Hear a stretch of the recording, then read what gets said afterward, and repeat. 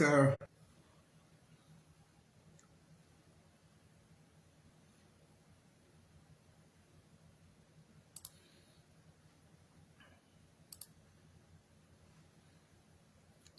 like I said, feelings are psychological.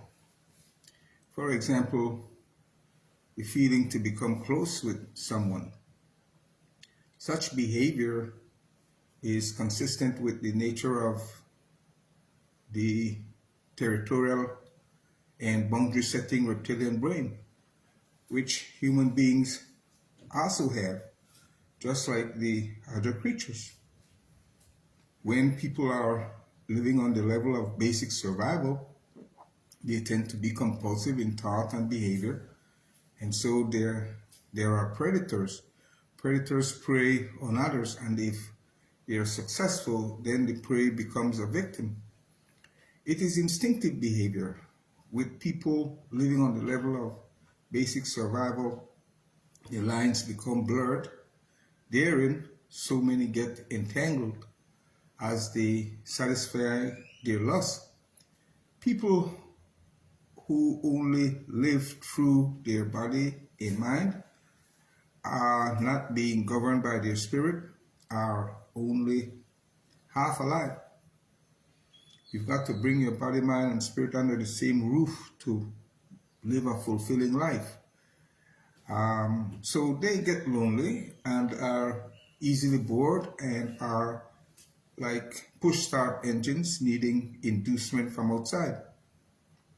One has to use his or her cerebral cortex and intellect to elevate beyond the level of survival consciously. Use consciousness and awareness. Elevate beyond the use of the reptilian brain to consciously get a grip of him or herself. In so doing, he, she, you, that is, are not there trying to get close to someone with your untoward motive to satisfy your selfish desire.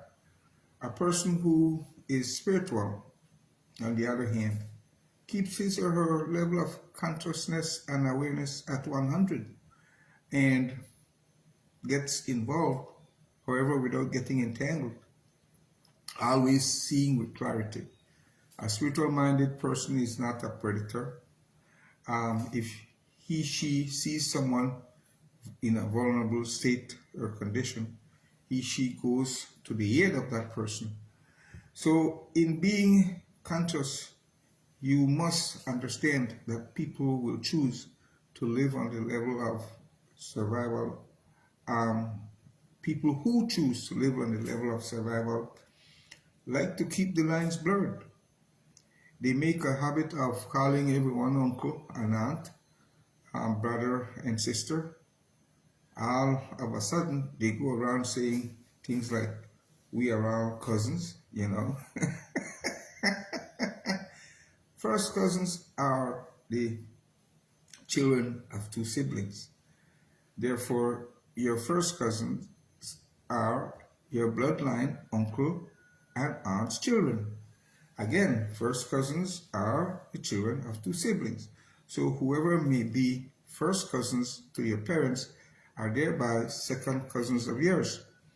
And if they are second cousins of your parents, they can only be third cousins of yours. To my mind, whereas you are free to claim a third cousin, that's a stretch. A bloodline is a straight, undeniable connection. You likely grew up close with some blood relatives. You may have gotten close with some of your neighbors, so that you became childhood friends. You may have gotten close with some of your classmates. If and when you began working, you may or may not have gotten close with the boss or with some co-workers in the field, things of that sort. There is everything right with choosing who to be closely associated with. However, unless you consciously choose to become intimate with someone, beware not to get entangled. with people. Um, be a person of integrity. You know, I don't identify. I don't wear ID badges. Yeah, I don't discriminate with people.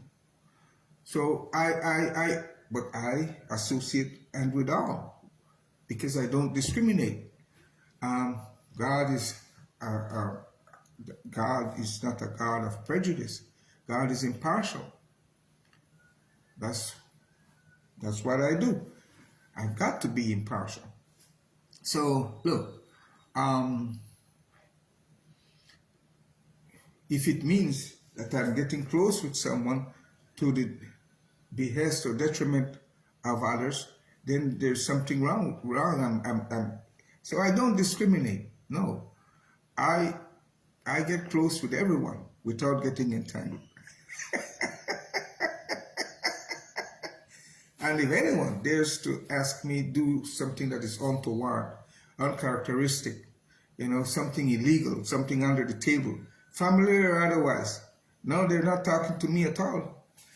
No, don't disrespect or demean who I am, asking me because of closeness to do whatever it is that is your bidding. I do what is right for everyone. So if someone wants to know how to compete, I tell them what the rules are. I tell them the rules of engagement. I tell them what the policy is, and I tell it to everyone. So you go out there and you compete, but I'm not here to help people become one upon everyone else.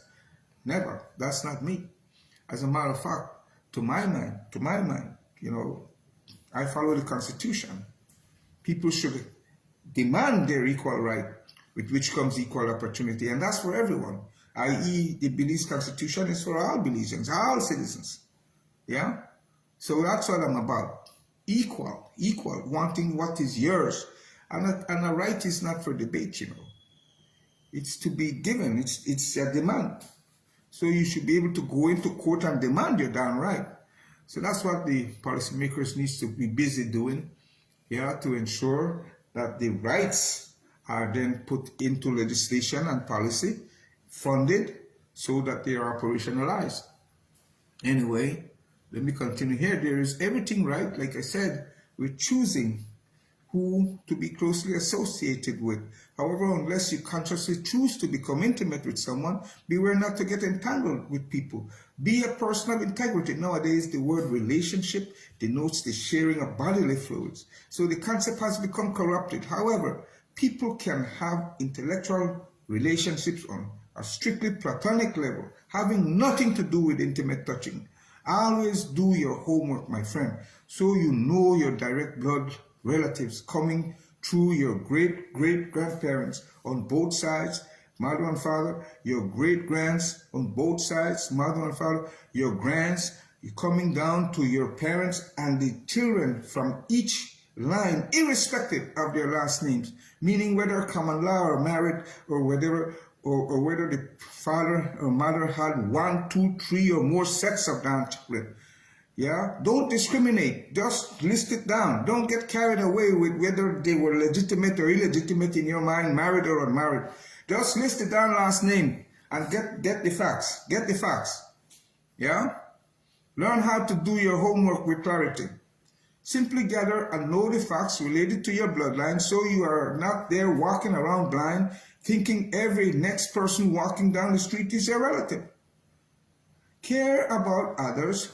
Weep with those who weep. However, caring doesn't mean that you lose control over yourself. Always be in control over your body, energy system, thought, and emotion 100%. As for the environment, you can only influence the environment because everybody else has a say-so. People are the way that people want to be. Freedom is a two-way street.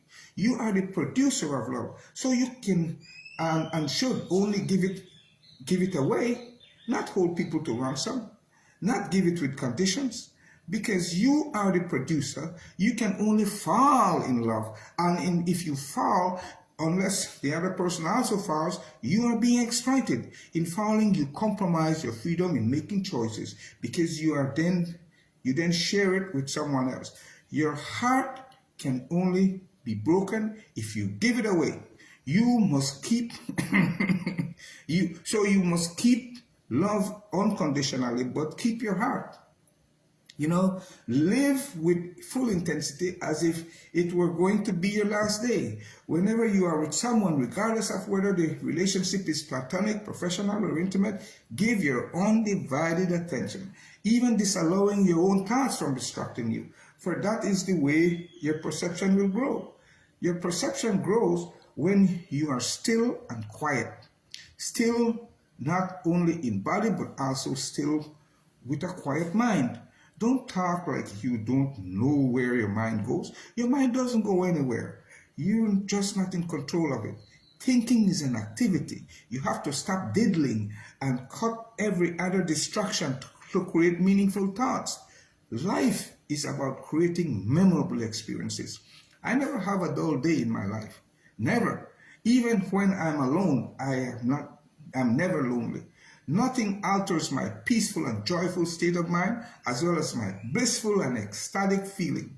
I am always blissed out, and without having to use pharmaceuticals, for I am governed by my spirit, and 100% in 100% control over myself.